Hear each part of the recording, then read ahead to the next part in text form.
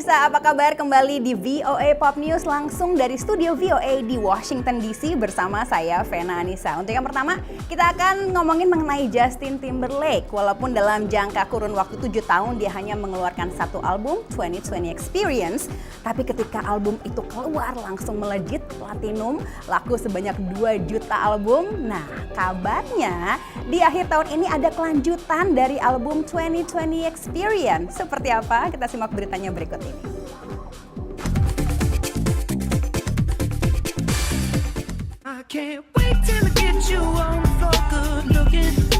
Album 2020 Experience mungkin merupakan hit pertamanya Justin Timberlake dalam 7 tahun. Tapi itu bukan berarti dia kurang eksis. You know why? Karena menurut berbagai laporan, album itu baru saja meraih double platinum. Yang jelas itu prestasi yang luar biasa ya. Apalagi sekarang ini kan banyak penikmat musik yang tidak pernah membeli album lagi. Dan JT tidak hanya menjual 2 juta album, tapi juga merajai tangga lagu Billboard. Oh ya, jangan lupa, JT juga punya album kelanjutan dari 2020 Experience yang akan dirilis akhir tahun ini. Dan bisa jadi laris 2 juta kopi lagi, yang berarti double platinum lagi.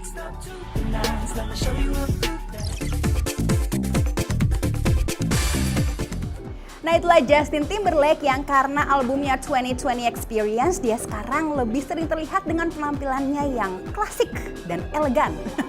Nah, ngomongin soal penampilan nih, aktris Scarlett Johansson yang sering kita lihat dengan penampilan rambut pirang, kemudian badan yang berisi, tiba-tiba sekarang berubah.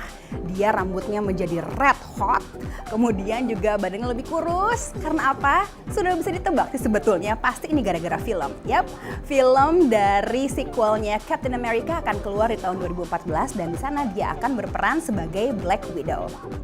Dari Scarlett Johansson, sekarang kita beralih ke cerita mengenai orang Indonesia di Amerika yang mempunyai restoran waralaba. Nah, cerita ini menarik karena dia sebetulnya adalah seorang MBA, lulusan MBA, yang kemudian nggak mau kerja di kantor tapi ingin mempunyai usaha sendiri. Inilah Emil Ranakusuma dengan restorannya di Virginia, Amerika Serikat.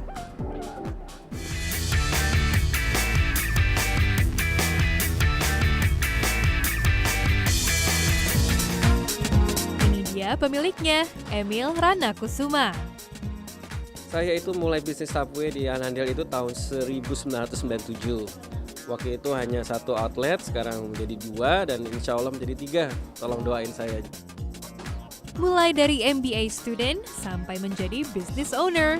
Emil yang mengambil S2 di Cleveland State University dengan jurusan marketing ini memulai bisnisnya dengan seorang partner dan mereka memilih Subway yang dianggap sebagai salah satu franchise terbaik di Amerika. Menurut Emil, memulai sebuah bisnis di Amerika cukup mudah karena banyaknya informasi yang tersedia dan gampang diakses. Tapi ada berbagai peraturan yang harus dipatuhi secara berhati-hati. Saya ke DA or Development Agent, terus di interview. Saya sampai di tes bahasa Inggris dan matematik. Kemudian ada financial requirement. Kemudian dikasih beberapa toko yang ready to sell. Jadi mereka tuh punya listnya. Proses seleksinya itu hampir 6 bulan. Subway adalah sebuah restoran fast food yang mempunyai spesialisasi menyajikan sub sandwich, wraps, dan salad. Memberikan layanan terbaik untuk pelanggan menjadi prioritas utama dalam berbisnis untuk Emil. Karena banyaknya kompetisi yang semakin banyak bermunculan.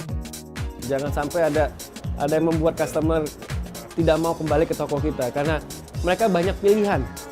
Kalau misalnya teman-teman atau pemilik saya di Indonesia punya bisnis, apapun, ya walaupun kecil, coba dari sekarang. Kemudian akan belajar banyak dari situ. Semoga bisnis Emil terus berkembang dan semakin sukses.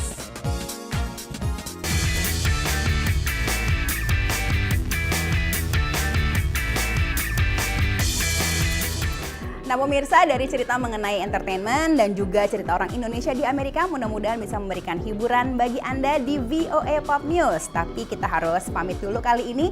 Jangan lupa untuk like us di Facebook VOA Pop News dan follow di Twitter @VOA Pop News.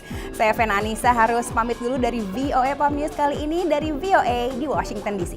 Bye!